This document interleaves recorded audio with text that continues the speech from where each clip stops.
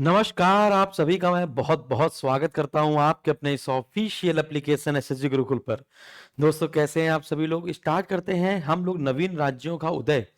नवीन राज्यों के उदय में हम लोग पढ़ने जा रहे हैं आज मैसूर राज्य। जी हाँ, आज मैं आपको कहानी सुनाने वाला हूँ हैदर अली और टीपू सुल्तान की। जी हाँ, हैदर अली और टीपू सुल्तान का साथ अगर हमारे घर वालों ने दिया होता, अर्थात देसी राजाओं ने अगर एक दूसरे का साथ दिया होता, तो आज ये घड़ी देखने को नहीं मिलती, है ना? अंग्रेज ना जाने कब यहां से भाग गए होते। ठीक है ना? तो गलतियां तो हुई हैं, लेकिन गलतियों से ही हमको सीखना है। आज भी हमको एकजुट होकर रहना है। कोई बाहरी शक्ति हमारे ऊपर कब्जा ना करे, इसलिए हम लोगों को देसी उत्पादों का, स्वदेशी उत्पादों का, स्वदेशी लोगों का साथ देना है। ठीक है। अच्छा, 1565 में तलीकोटा का युद्ध होता है। तलीकोटा, जिसको राक्षस तांगड़ी का युद्ध कहते हैं, और इस तलीकोटा युद्ध में विजयनगर साम्राज्य की धज्जियां उड़ा दी जाती हैं। विजयनगर साम्राज्य पूरी तरीके से छिन्न भिन्न हो जाता है। अंततः 1612 ईस्वी में वेंकट द्वितीय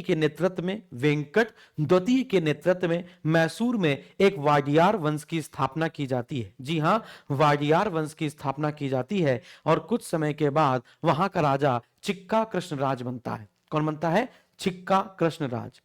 चिक्का कृष्णराज के दरबार में दो मंत्री थे। वास्तविक शक्तियां चिक्का कृष्णराज के पास नहीं, इन दो मंत्रियों के पास ही थी, नेंजराज और देवराज। जी हां, नेंजराज और देवराज। अब नेंजराज और देवराज ही पूरे मैसूर को संभाल रहे थे। अब हम लोग यहां पर बात करेंगे हैदर अली की।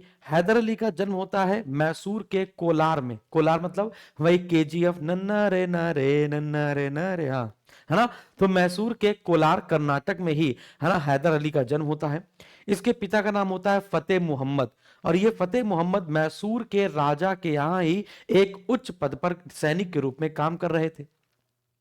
हैदर अली भी उनके यहां पर एक सैनिक के रूप में भर्ती हो जाता है, लेकिन जल्द ही जल्द अपनी वो योग्यता दिखाता है और नेंज राज की आंखों के सामने आ जाता है।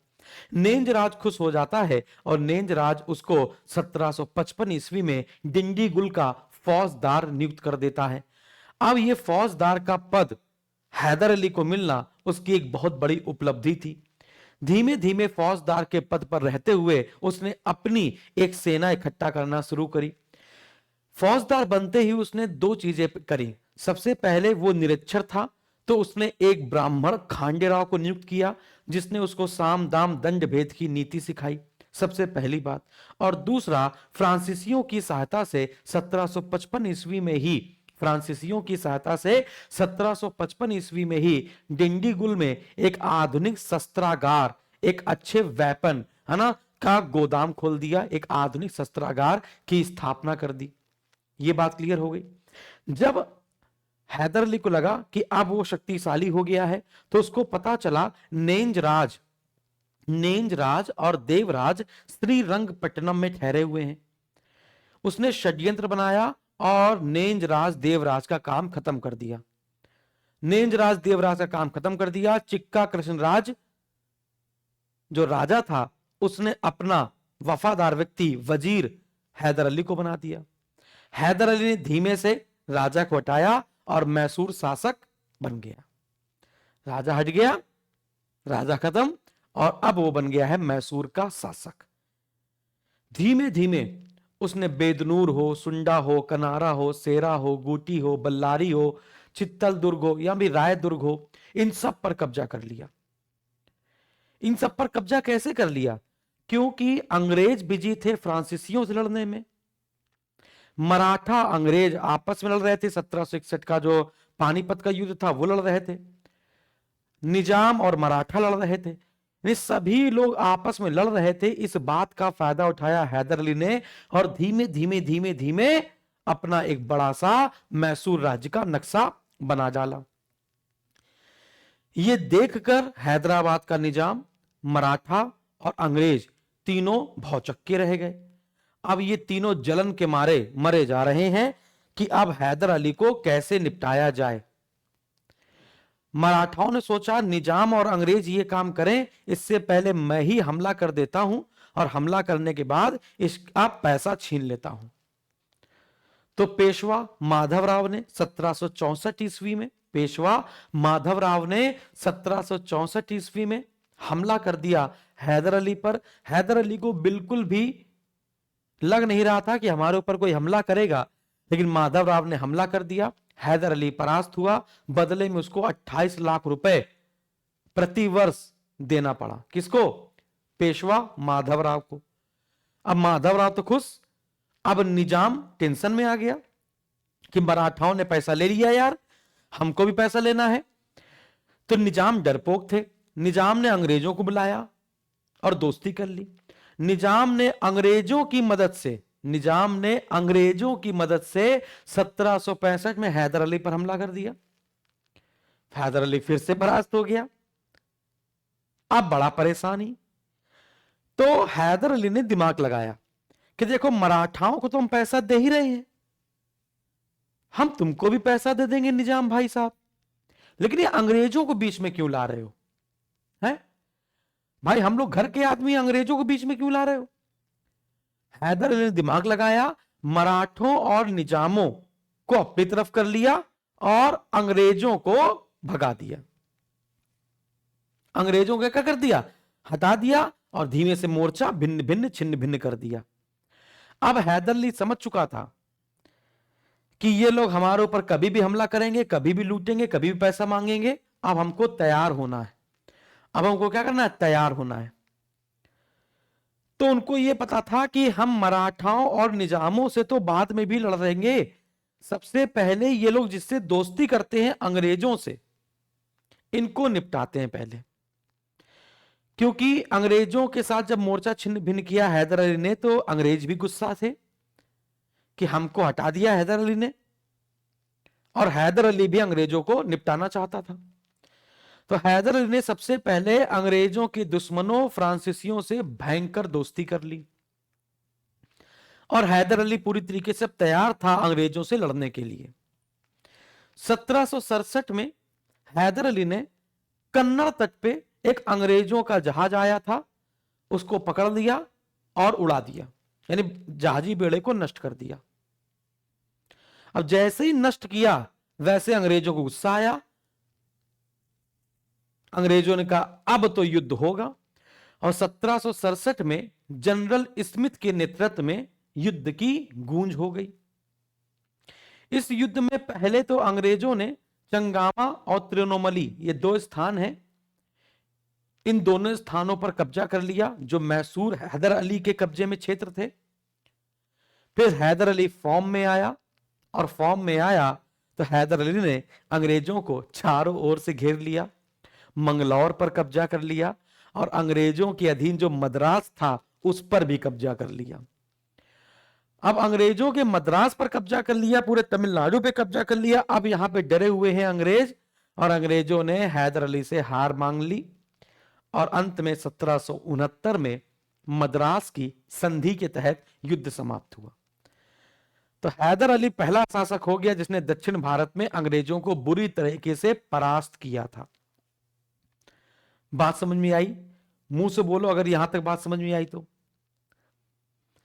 इस संधि के तहत जो जीते हुए राज्य थे एक दूसरे के, वो दोनों वापस कर दिए गए, और अंग्रेजों से वचन लिया गया कि जब भी हैदर अली बुलाएगा सहायता के लिए तुमको आना है, ध्यान रखना। तो अब हैदर अली अंग्रेजों का दोस्त बन गया, ऐसा हैदर अली को लग रहा था, लेकिन अंग्रेज विश्वासघाती थे। अब हैदर अली को लगा अंग्रेज हमारे साथ है, अब तो हम किसी को भी पलटा देंगे। अब मराठा और निजाम जब हैदर अली से पैसा मांगने गए तो हैदर अली ने कहा चलो हवा आने दो। अब पेशवा माधवराव गुस्सा आ गया तो उसने फिर से हमला कर दिया 1771-72 में। हैदर अली ने अंग्रेजों को बुलाया कि आओ सहायता करो, आके मद्रास की संधि के तहत तुमने वचन दिया था। अंग्रेज कहते न न न न। माधवराव फिर जीत गया और हैदर अली हार गया। अब हैदर अली की क्रोध की सीमा पार हो गई।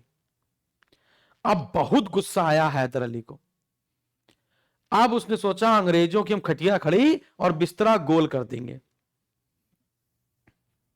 बात समझ में आई? हां कि ना? एक छोटा सा माहे जान तो माहे यनम कराईकाल, ये जो फ्रांसीसियों की बस्ती है, एक छोटा सा शहर माहे पर अंग्रेजों ने कब्जा कर लिया। इस छोटे से शहर माहे पर अंग्रेजों ने कब्जा कर लिया। जो फ्रांसीसियों की बस्ती थी उसमें हैदर अली कूद पड़े कि फ्रांसीसी हमारे दोस्त हैं और तुमने हमारे दोस्त की जमीन पर कब्जा कैसे किया, चुपचाप उसको कब्जा खाली कर दो। अंग्रेजों ने अस्वीकार कर लिया, नहीं खाली करेंगे, जो उखाड़ना है उखाड़ लो। हैदर अली से निजाम और मराठा पहले से ही गुस्सा थे। बात समझ आ रही है? पहले से ही गुस्सा थे।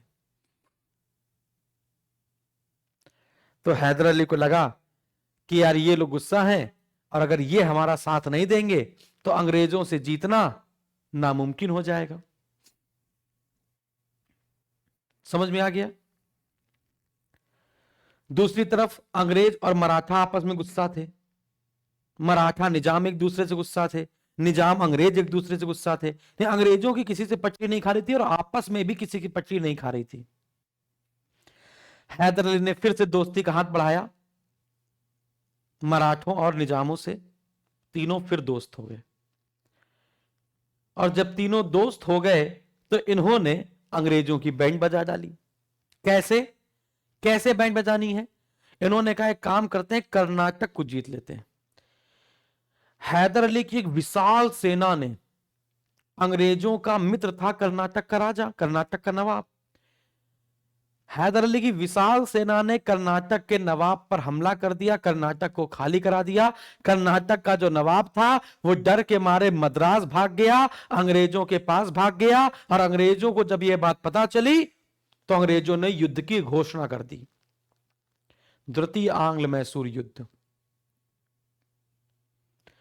हेक्टर मुनरो के नेतृत्व में, हेक्टर मुनरो के नेतृत्व में मद्रास से अंग्रेजों की एक बड़ी सेना निकली। आंध्र प्रदेश का जो गुंटूर है वहां से कर्नल बेली की अध्यक्षता में एक बड़ी सेना निकली।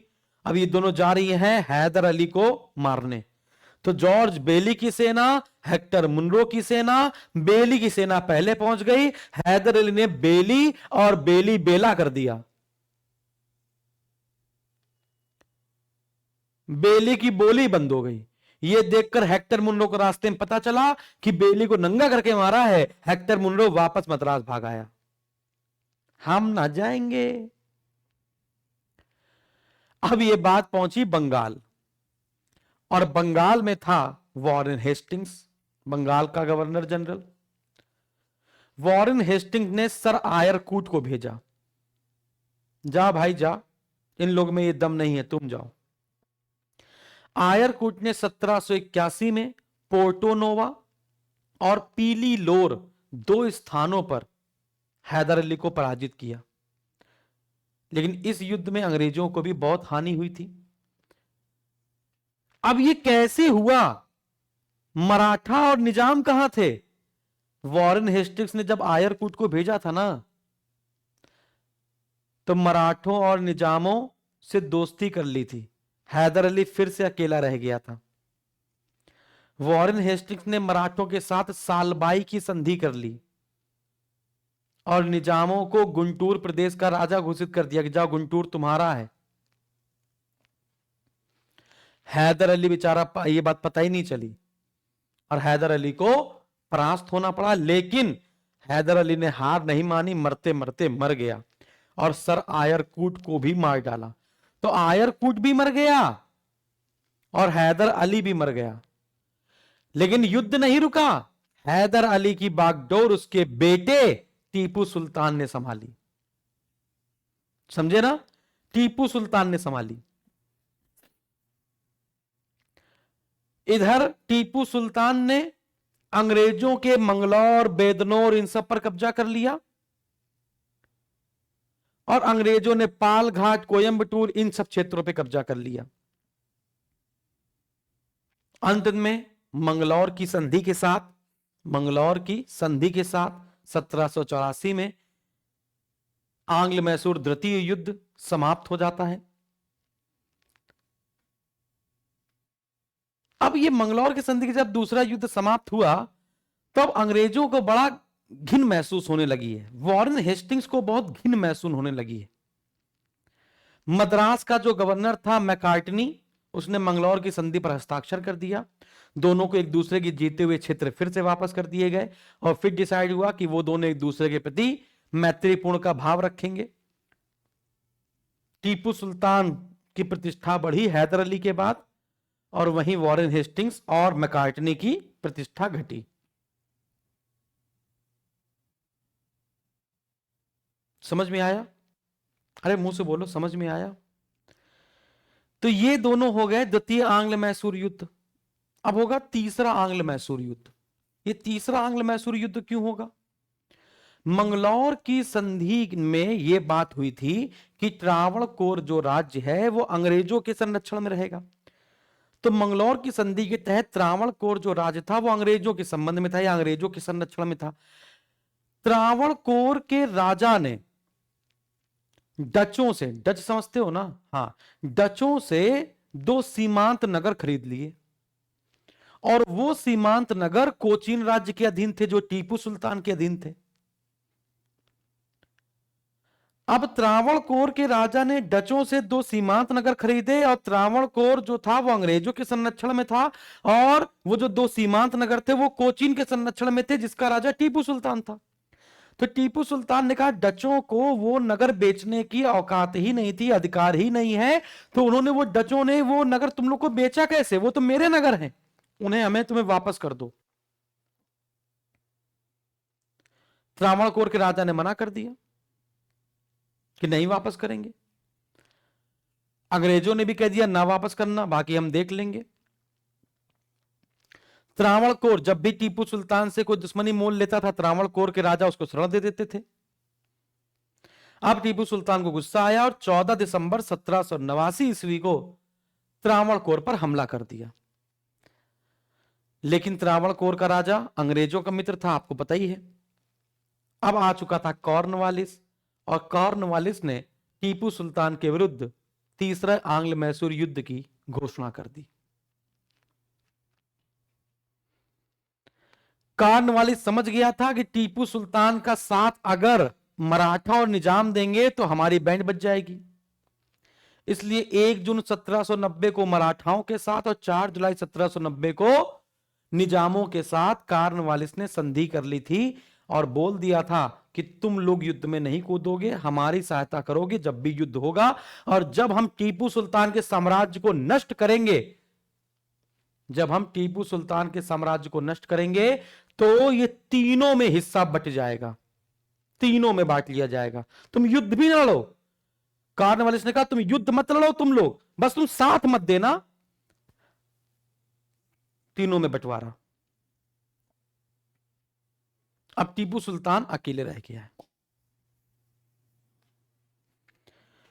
क्या किया जाए? कॉर्नवालिस बहुत खुश हुआ।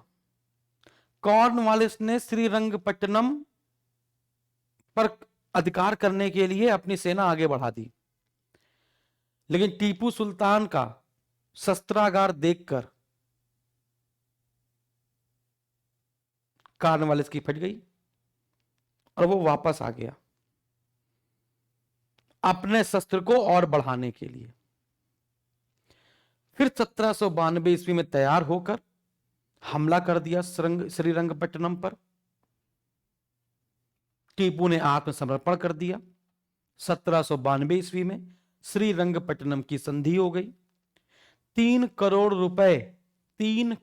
रुपए लड़ाई करने का हर्जाना देना पड़ा, अपना आधा राज्य देना पड़ा, अपने बेटों को, जब तक उसने पैसा नहीं दे दिया अंग्रेजों ने उसके दोनों बेटों को, चाहे अब्दुल खालिक हो चाहे मुइजुद्दीन हो, दोनों को बंदी बना लिया कि 3 करोड़ रुपए दोगे तभी तुम्हारे बेटे को छोड़ेंगे।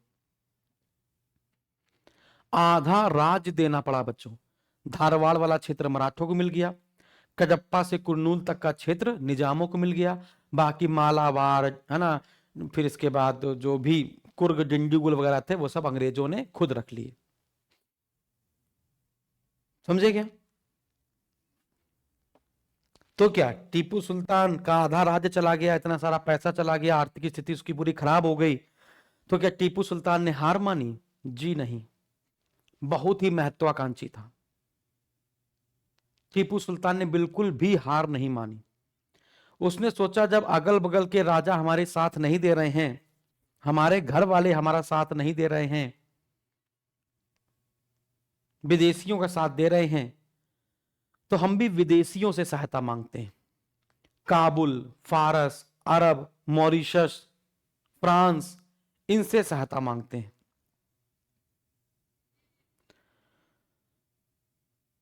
तो फ्रांसीसियों ने कहा कि तुम एक काम करो, तुम हमारे जैकोबियन क्लब के सदस्य बन जाओ, फ्रेंच रिपब्लिक के सदस्य हो चलो। टीपू सुल्तान अब फ्रांसीसी टीपू नागरिक के तरीके पेश आना शुरू हो गया और फ्रांसीसियों से दोस्ती बढ़ते देख अंग्रेजों को खलबली मची। लॉर्ड वेलेजली समझ चुका था कि फ्रांसीसियों से दोस्ती करने का मतलब है टीपू सुल्तान का कि हमला कभी भी हो सकता है, हमला कभी भी हो सकता है। बात समझ में आ रही है? तो इतना लंबा वेट क्यों किया जाए? आर्थर वेलेजली ने, जो सेनापति था अंग्रेजों का, उसने युद्ध की घोषणा कर दी टीपू सुल्तान के विरुद्ध कि तुम फ्रांसीसियों के साथ इतना क्यों मचल रहे हो, फ्रांसीसी हमारे दुश्मन है और तुमने हमारे साथ संधि की थी, पैसा तुमने अभी तक पूरा दिया नहीं है और तुम फ्रांसीसियों के साथ हो रहे हो। क्लियर है? मुंह से बोलो। चौथा आंग्ल मैसूर युद्ध हुआ 1799 ईस्वी में। टीपू सुल्तान की हार हुई। युद्ध लड़ते लड़ते टीपू सुल्तान वीरगति को प्राप्त हुआ। अब मराठाओं को लगा है कि हमसे गलती हुई, हमें टीपू सुल्तान का साथ देना चाहिए था। टीपू के पूरे साम्राज्य को 3 भागों में बांटा गया। मराठाओं ने कहा मुझे उसका राज्य नहीं चाहिए। मराठाओं ने शोक के रूप में टीपू सुल्तान के राज्य को लेने से मना कर दिया। तो पूरे टीपू सुल्तान के राज्य को 2 भागों में बांटा गया। कनारा, कोयम्बटूर, दारापुरम, श्रीरंगपट्टनम, जो बड़े बड़े क्षेत्र थे वो दे दिए गए अंग्रेजों को। बाकी गूटी, गुरंडम, चित्तल दुर्ग, ये सब जो छोटे छोटे क्षेत्र थे वो मिल गए निजामों को।